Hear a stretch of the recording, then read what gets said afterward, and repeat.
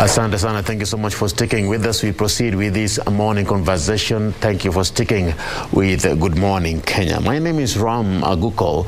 You're just in time for the next conversation of the day. This is women and leadership. And as we discuss these matters, I am with Racheal Tabitha Mutune. She is a national political youth leader and communications professional. Karibu sana, Racheal. Thank you so much. How are you feeling? I'm feeling well. Thank you so much for finding time to join me. Okay. And we want to talk about matters concerning women and leadership. And I want to get from your standpoint or from your viewpoint, what's your thought in regards to the current state of women representation in leadership in the country? First of all, I thank you for having me here today. And where we are now on matters women leadership, I can say we are better off than how it used to be. Because if we check the history of the women who were in leadership, we could just get 1 or 2 or 3. But now, at least we haven't yet achieved the 2/3 gender role, but at least we are somewhere. We are moving. We have more than 5 governors now, women. We have so many women in positions of leadership. I'm looking at even as we proceed, we now have 102 women parliamentarians. Exactly. And these are domiciled in both the National Assembly and Senate, and looking at 63 new elected. Yes. So you're saying these are good numbers? Yeah, it is. We are progressing well. That's so positive. Yeah. I'm looking at what last week happened. We had the Kenya Women Parliamentarian Association induction workshop for the new women parliamentarians who were both elected and nominated. This event was on Thursday. Yeah. And I know you are aware of that particular function that took place. You'll give in your thoughts with regards to that, but I'm looking at what the National Assembly Speaker Moses Wetangula said, and he echoed the fact that despite the preconceived notions and the traditional gender roles currently in the country, the beliefs that that women are not represented. Actually, despite that, more women have taken up leadership roles. And according to what he's saying that they have offered themselves for political contests. Do you feel like women are now rising up as we speak, considering the history that we've had when it comes to women representation and their participation? Yeah, really. I feel that women have decided or have taken the mantle now. As you can see, we are having so many mentorships. Women are getting mentorships. They are getting a lot of platforms to learn on matters leadership. So as you told me about Kewopa that happened last week in Naivasha, you could see the women got so much information. They got so much education from even people from abroad who deal with the women. So the mentorship is not only happening in Kenya and from the people from Kenya, but it's also happening like the UN Women is also putting its input to ensure that Kenyan women are getting the necessary information on how to be on leadership. So I feel we are somewhere better off, as I just told you. And if we continue like this in the nearest future, we will have at least 50-50. Because women are not rising to fight men. They're just rising to represent women, or also to represent women, youth, and men, but also to fill the gap. Because men can also do much, but there are things that a woman can also handle better given an opportunity. I love the fact that you've said it's not a fight between these particular gender. It's not about women against any other group of people. Not really. It's them representing their own ideas, their own ideologies, their belief systems. Yeah, and doing it better or doing more. Because if we are now coming to do what it's already been done, then there is no point of being there. So we're trying to come and do more, be more, learn from the men as well, but do more and much. You've participated in women leadership in the country in different roles and participated in different areas. From your experience, what are some of those challenges you've met as an individual? I've seen you interacting with different groups of people. You are with ODM. you were with the presidential secretariat. Was it the secretariat? Yeah. Yeah. And I don't know how things have been for you. Well, we did our best for the Raila Odinga presidential campaign. I know you were nominated. Yeah, but we get there. But we did our best. The campaign was won at the ground, but whatever happened, happened. We learned so much from that, and I feel it was a nice platform to get the exposure, to do what I felt I could do more. And yeah, on nomination I got it for MCA in Kitui County by ODM party, but unfortunately it flopped. But you know, the goal was State House, so I just said it's okay. We're aiming at the bigger part of this, but it went all well. We don't regret anything. And I've been faring so well, so I also got a new job at the parliament. So it's every journey you begin today, it takes you somewhere. So yeah, it's all positive. Yeah. It's all positive. Yeah. And maybe those lessons that you managed to pick up along the journey that have given you that push to say, you know what, next time I'll do better. Now I know better. You've picked up some of those great, inspiring, lessons along the way. Okay. So on lessons and also challenges, as you had asked me before. Yeah. But before we get there, I also have to acknowledge that the President, William Ruto, because I worked for him 3 months before I joined Baba. Yes. As the communications strategic person, Kitui County, Kitui Rural constituency, we met. He saw me one-on-one, and I think somehow he knows me. So all through the journey, first I'll go to the challenges that I faced as a woman. I can say people are beginning to adjust that women can be in leadership. So the challenges are not so many, but they are there. First of all, it's the ability to speak in public, the crowd phobia. As a woman, you'll just get on stage and everyone is staring at you, and the crowd is so big because remember we were doing the national campaign. You are maybe on the caravan or on the dais, and people are so many of them there. So one challenge is that communication to the public when it is now face to face. Another challenge is the economical factor. In politics, money runs politics. You might have the strategy, the idea, the right connections, the right knowledge, the wisdom, but if you don't have money, the financial factor of it, you might have a challenge in maneuvering. Do you think that is different from men, that particular factor of finances? Is it different from men, or? It's not so different, but a bit different, because men have got, because you know Kenya has been patriarchal society, so men have gotten the chance to grow business-wise, also political-wise, while women were back at home cooking and thinking, should I try this? Will the society accept me? Will the community accept me? The man was already busy doing business, making money. So I feel somehow it isn't as, it's not so same, but yeah, it is same. In our 50-50? Yeah, no, 60-40. 60-40? Yes. 60 for women, 40 for men? Yeah. The challenges are more for women, financial factor of it. But if a woman is smart enough, she can win. You understand? Yeah. Yeah, I get you. If a woman is smart enough, she can be able to jump these hurdles. So those are some of the challenges. Some of the challenges. There's so many, but some of the challenges. So we are going to the lessons learned along the way. We are moving to that. That you can give to your younger self. Lesson learned. I learned that in politics, get what you are aiming at first. Once you get it, now you can change whatever you want to change from there. If you want to change the system, if you want to change the way the society behaves, if you want to influence something, you must get it first. If it's a position of leadership, you must get it first.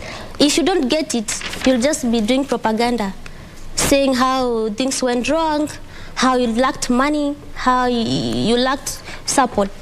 But now, when you are lamenting, it targeting first. Another lesson is I learned to be strategic.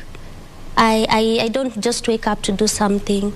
I learned that you must know what you want to do first, and you have to check the target person, the target platform, and you have to know the time, who, where, what, and why. Because if you're not strategic, then you just be loitering around politically, and that can waste a lot of people. Most people are being wasted by being not strategic. You find someone is all over or is doing everything. All at the same time. All at the same time. You know, you can do many things at the same time, but when you lack the strategy, you will end up nowhere. You can do 5 things, but with the strategy, you end up successful. You can do one thing, no strategy, nothing, you end up nowhere. And this is wasting a lot of youth. Yeah, they're being wasted because no strategy, no end goal. So another lesson I learned is, this is from Raila Odinga himself, because we are too close as a mentor, like now, not as a boss, but as a mentor. I learned that in politics, you have to be able to have the influence. You need the influence, and you need to know how to maintain your political limelight. Yeah. Because leadership is not just a business center where you just have to learn, you have to adjust, you have to see if this fails, how to get this. Especially women in leadership. Especially women, because women also rise today, and within no time they're gone. It burns bright, fades fast. Burns bright, but fades fast. Meaning it doesn't last for a long time. It doesn't last. Yeah, we just could come up, come a moshi, and we disappear. But you see now, if you're agenda driven, that is, I don't know what to say, but I think if you are agenda driven, when you come up today, you come out and then you disappear, then the agenda disappears with you.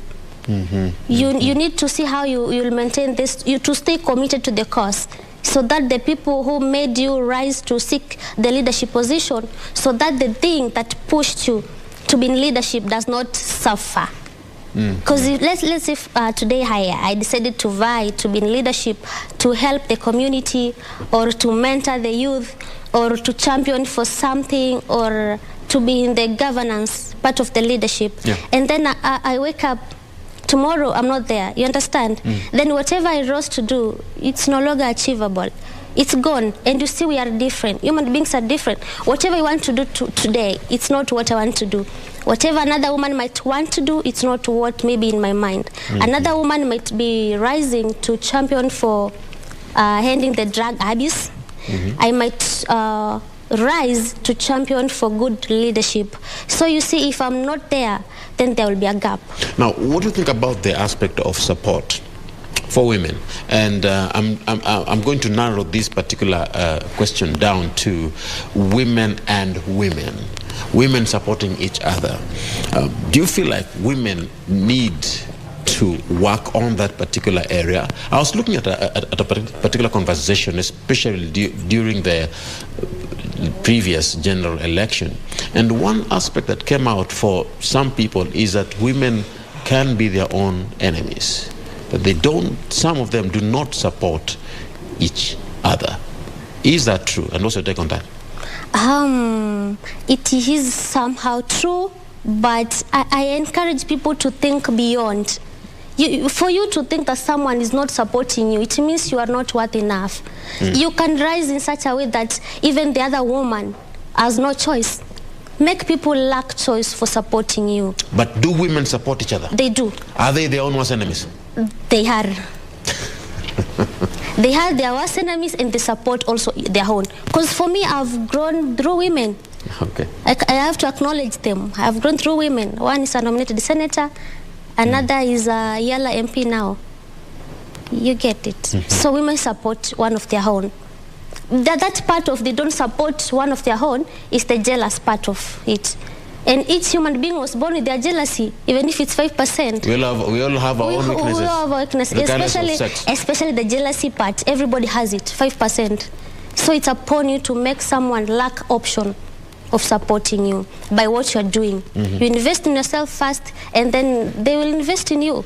So I try to discourage that thing of women don't support women. For me, the groups I have 3 groups for women purely. Young women campus. That you are participating in. I'm the leader. I'm the founder of them, and have 2 groups now for men and women. You see, now we're giving women more platform. One is called Young Captains. That is it's for women specifically. It's in ODM Women League for filling the generation gap, where I'm the president, like where I'm the national chairperson. I also have Warembo na Babu. We began 2020 when I was in my second year. Warembo na Babu ama na Baba? Babu Owino.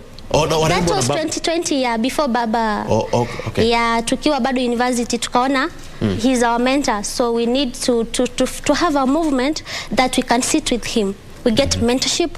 We get. I love creating networks. Yeah, I have so many of them. Of course, I'm not bragging, but I'm so connected. And because I've worked for that, I love connections. You know, your network is your net worth.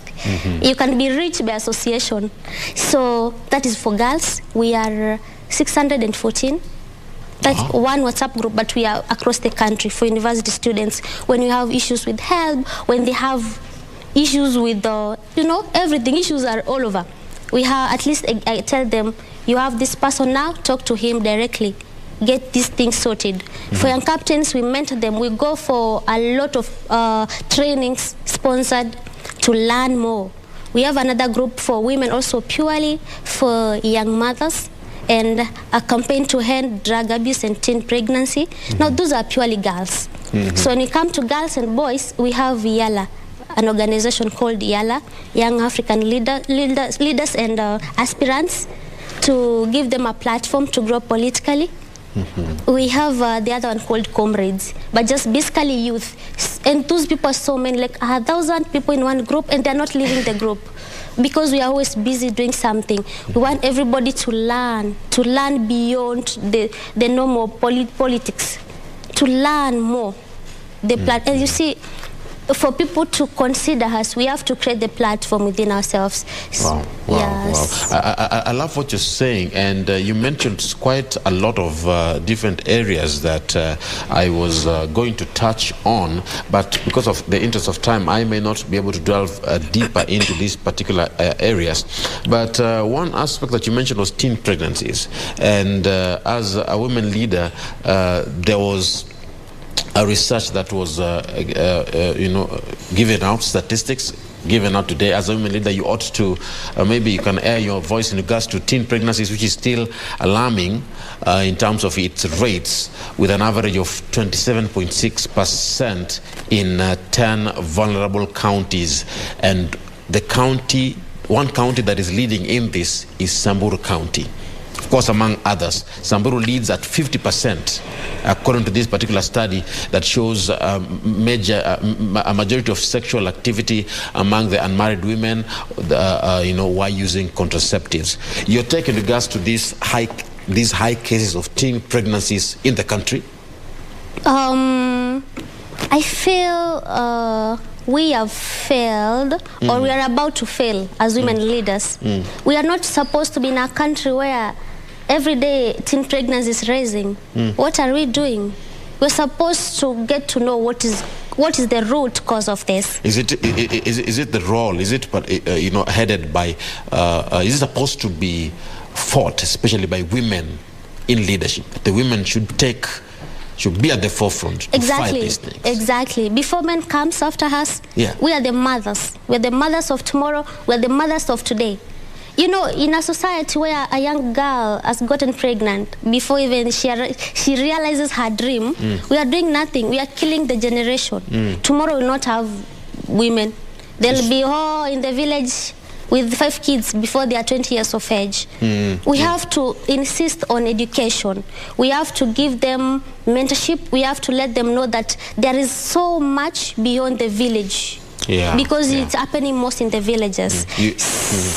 Because you see, if you are the only educated person, in your village. If I'm the only rich woman in my village and I let the rest just get pregnant or just get wasted in drug abuse and all that, you know, people say if you're the only rich person, the poor will steal from you.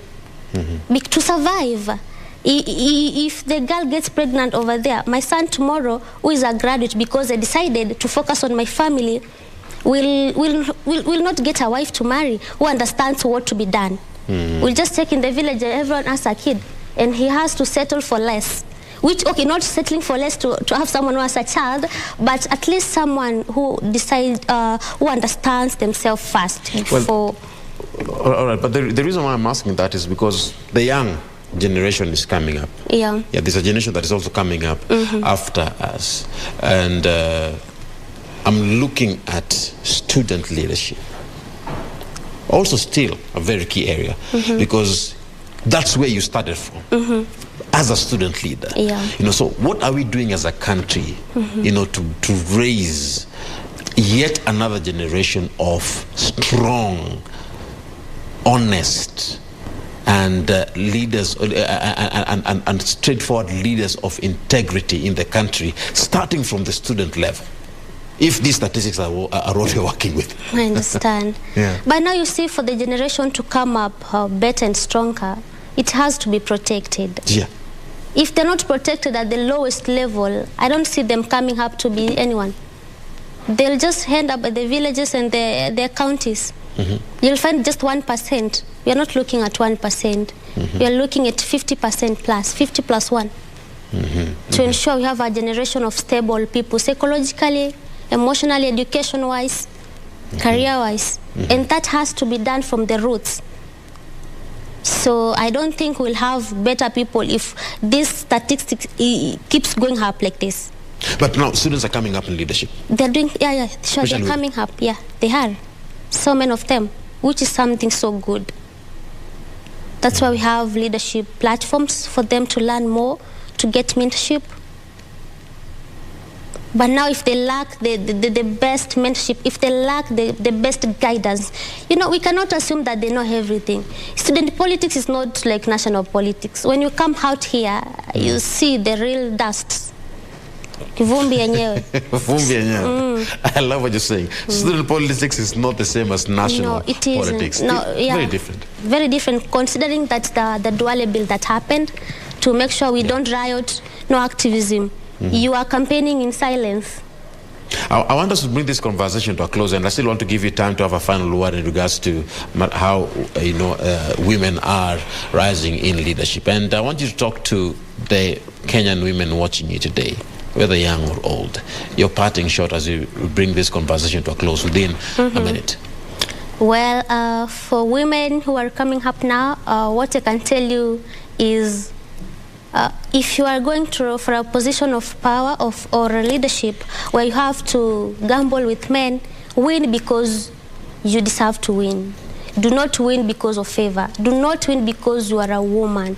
Win because you deserved it. Win because you had the best strategy. Win because you had the best mechanisms for this.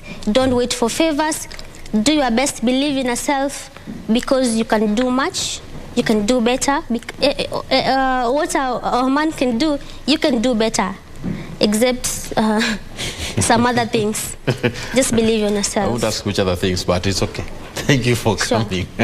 You're welcome. I wish you the best, Racheal. Thank you so much. Keep doing what you're doing. It's inspiring to see how women are coming up in leadership, especially when it comes to changing the narrative of gender-based suppression in terms of leadership. Thank you so much for coming. Thank you so much for having me again. Asante sana. Asante. And it is on that note that we bring this conversation to a close. It has been a pleasure being with you.